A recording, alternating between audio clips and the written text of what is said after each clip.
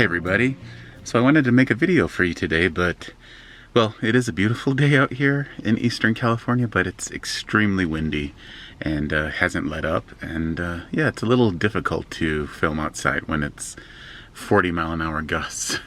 So I decided it's been a little while since I did any sort of cooking video, so that's what I'm going to show you. So when you are out boondocking, somewhere kind of remote, it's quite a ways to a regular grocery store from where we are right now. There's a tiny little market, you know, in some of these small towns, but they are expensive. They're very limited in what they have, and often not the freshest of foods. So it becomes challenging, and especially if you're someone who's not big on... Sorry, that was Olive yawning, I think. Definitely if you're not into packaged foods and processed foods, because you know, even if you have refrigeration, your refrigeration is limited and certain things only last so long, so you have to get creative, and that's what I'm trying to do. Let me show you what I have. So I have a whole lot of pink salmon in a can. Probably not the first food you think of when you're hungry, is, you know, canned fish. But this stuff is actually quite good. It's wild caught, which is important to me. And this is quite a large can. It's 14.75 ounces. We all know how good salmon is for you, especially when it's wild caught. And this one in particular is from Aldi. I know Aldi isn't everywhere in this country, mostly on the East Coast, Midwest, and just recently they've expanded into Southern California. But Aldi is one of my favorite stores. And I'm a grocery store person. You know, like, I like to investigate. I like unique things. I like good prices. And Aldi has all of those things. This almost 15 ounces of wild salmon is only like $2.50, $2.75. Quite a deal. Yeah, that's a lot of great protein and a lot of great fat for less than $3. So I said I was limited on what I had, so I do have coconut milk. Well, actually, this is coconut cream. Do you know the difference? So coconut milk is really just coconut cream that they add water to.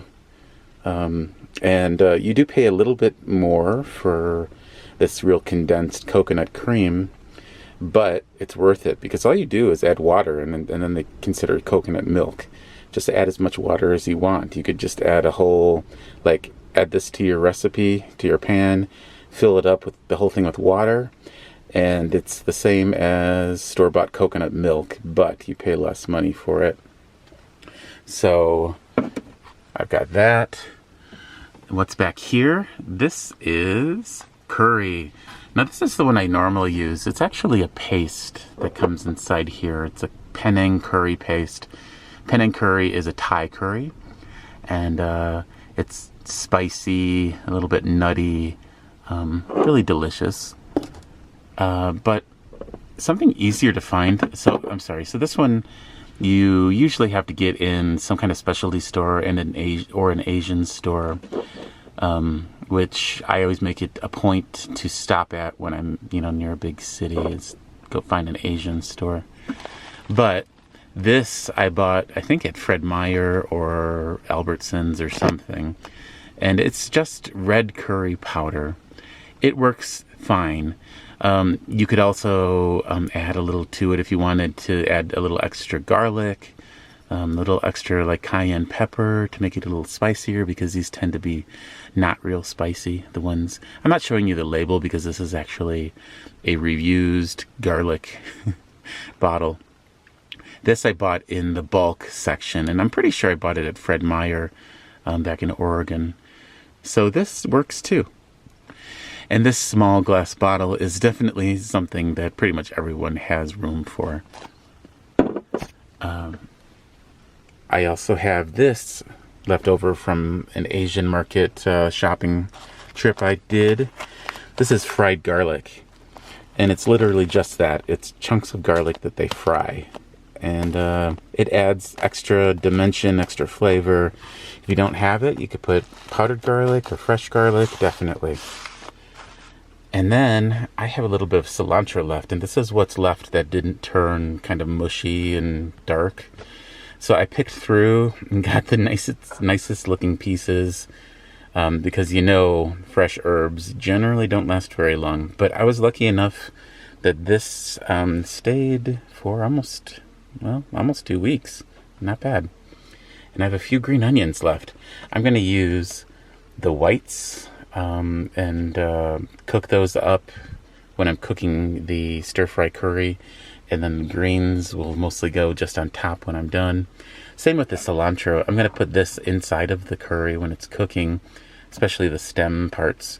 But I'm going to reserve a few leaves just to sprinkle on top, because I think it's important for food to look nice. And then blends in with my counter, but I have an avocado left. It's a little bit questionable, like right here. I think I got banged on something. It's you can see it's flat on one side. But this, I find that avocado goes really well with spicy dishes, like on the side. I'm not going to heat it up. It's going to go on the side or on the top after it's done cooking. Just like with Mexican food that's really spicy, it's an element that can cool your mouth and cool the dish down a little bit. And that's what I'm going to cook. And then there's also avocado oil. You could definitely serve this with rice if you'd like. I'm kind of doing a low carb thing right now, so I am not eating rice. You could certainly serve it with riced cauliflower, which seems to be like the big thing right now. Or just eat it like I'm going to eat it. I'm going to eat it kind of like, it's not going to be too soupy, but I'm going to eat it right out of a bowl, and it's going to be delicious. So let's start cooking. So you guys know the way I cook is, I just use what I have, and you use what you have. So some things that would go really well in this dish, if you have them, would be onions.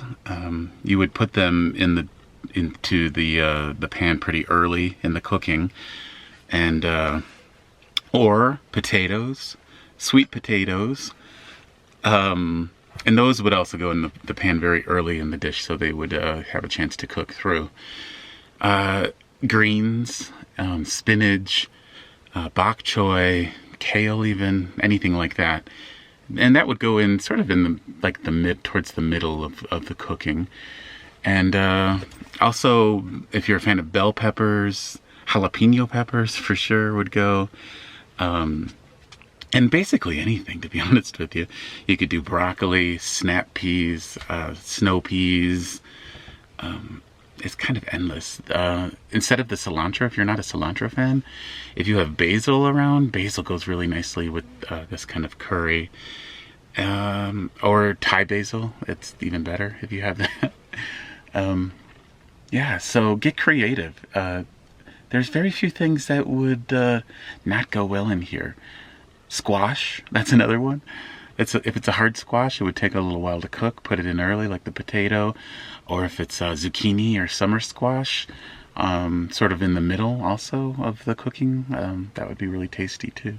So this is my newer little stove. It's a gas one. It's a propane that's the propane, sorry. But you could also hook it up to a larger tank of propane or butane if you'd like. The butane fits into here, but either or you can use. Super simple. It's a nice looking little stove. Probably not the best if you're going to cook a giant pot of something, but this is a fairly large frying pan, and it works just fine.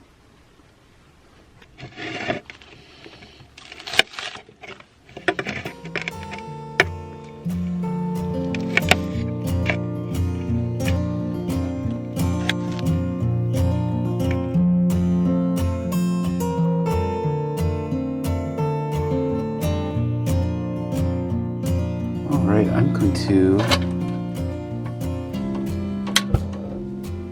start warming up my pan. Put it under low, not low, like medium low to medium heat. And I'm gonna put a little bit of oil in the pan. Now you can use any kind of oil you want. You can certainly use coconut oil. I'm going to use avocado oil. Avocado oil you can find almost everywhere now. That bottle I found in Walmart even. Put the curry powder right in the pan with the oil. I'm going to eyeball it. And probably, I would guess it's going to end up being close to a couple of tablespoons. You can certainly start out lighter and add to it. It helps to bring up the flavor of the curry powder, sort of develop those flavors, kind of roasts or toasts the flavors. I'm going to go ahead and put in the white bits of the green onion. Now, if I have regular onion, I would put those in right now, like a purple onion or a white onion, yellow, whatever. Okay, so it's been going for a little bit here, maybe a couple of minutes or so. I've been just kind of moving it around a little bit here and there. So toasting these spices like this with a little bit of oil in a pan, at some point you're going to really start smelling them. They're going to kind of bloom for you. And that's what's happening right now. They're just starting to sizzle. They're becoming very aromatic. And this is when you want to go ahead and put in your coconut milk or coconut cream. The coconut cream, it has just a little bit of liquid in it, but it's mostly thick, creamy coconut in there. So you're definitely going to need a spoon to get it out. So as you can see, most of it's like a big creamy mass in there, but it has been kind of heating up a little bit, and so it's starting to liquefy. And yeah, just give it a little stir.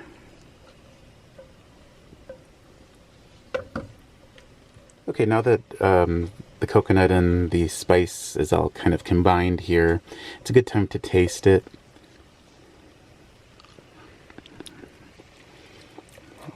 So that is not spicy enough for me.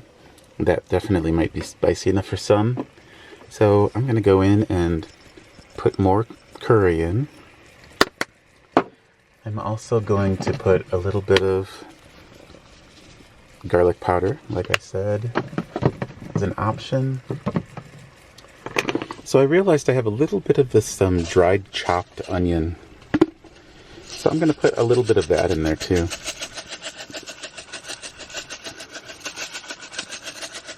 It's just such a simple dish and I have such limited ingredients. Every little bit of flavor and texture you can add will help. This has been going for a few minutes now, and I've been stirring it fairly regularly. And it's at a good place to put in some vegetables. So this is the cilantro, and it's the stems, it's everything really, but it's a lot of stems that I chopped up. And but like I said before, I did reserve some cilantro for the end to put on top of the dish to make it more attractive. Okay, I'm also going to drop in some of that fried garlic. That smells really good, actually. Well, it's a combination of the curry and the cilantro, or coriander, whatever you call it. It smells really good. Something that I just thought of that would be really good in this, and is something you definitely could keep in your van pantry or your pantry at home, is a can of peas. Just green peas. They go really well with all kinds of curry. And or you could use frozen peas if you have a freezer, which I do not. So now is the time to put in the canned salmon. There's a lot of liquid in the canned salmon. I'm going to go ahead and use it. It has a lot of extra flavor, and I am not afraid of a little bit of a fish flavor. I love fish. It's healthy for you. It's going to add to our kind of broth, our sauce. I'm not going to add any extra water, so that works out fine. Canned salmon generally has skin and bones in it as well, which are both very highly nutritious. So I always eat them. If you're squeamish, go ahead and dig out the skin or dig out the bones. But take my word for it, it is very healthy for you. Lots of healthy fat and very digestible minerals. And those bones are actually quite soft in there because everything in here is cooked. So that's another point. Don't put the salmon or canned chicken, if you're going to use canned chicken, don't put it in until towards the end because you don't need to cook it anymore. You just need to warm it up. So I'm going to go ahead and dump all that in there. And the other reason why you don't want to put it in until towards the end is that you don't want tiny pieces. You don't want this to turn into like a chowder or something. You want it to be chunky. You can serve it as more of like a stir fry. So what I'm going to do is sort of break it up a bit into kind of like pieces that you might actually want to eat, like something close to a bite-sized piece. So that's about all I want to break it up. Just kind of roughly break it up. And like I said, all we're doing is kind of warming it up and letting that sauce actually reduce just a bit as well, because now that I put all that liquid in there, it's thinned out quite a bit. So let's just let it kind of sit there for a few minutes. So as you can hopefully see, the broth has thickened up a little bit, and I'm going to go ahead and put in a little bit more of that fried garlic. This is totally optional. When you do it at the end, it just provides like a little bit more texture and definitely more flavor. Okay, so I'm going to serve this up in a bowl just like it is, because I'm going to eat it kind of like a stew or a soup. But this is the time where you would fill your bowl with cooked rice or cauliflower rice or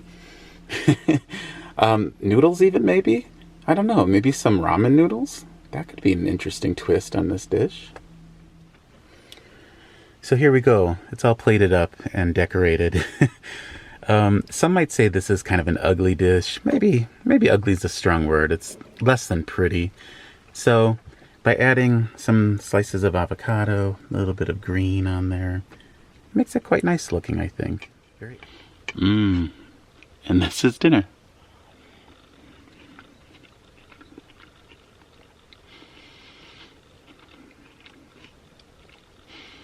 Wow. There's a ton of flavor in there.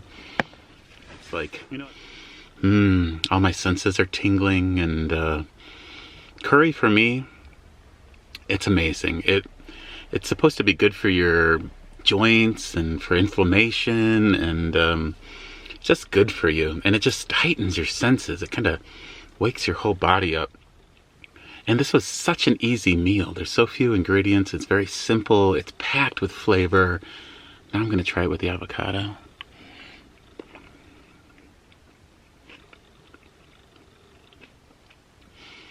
I actually kind of love this dish. You know, I've made versions of it before, but I've always made it more complicated. I like it really simple like this. So why complicate it if it's working? So I had to show you just how much I had left over. I wouldn't say that I ate until I was full, but I definitely was satisfied. I ate quite a bit, and that's without starch or rice or anything.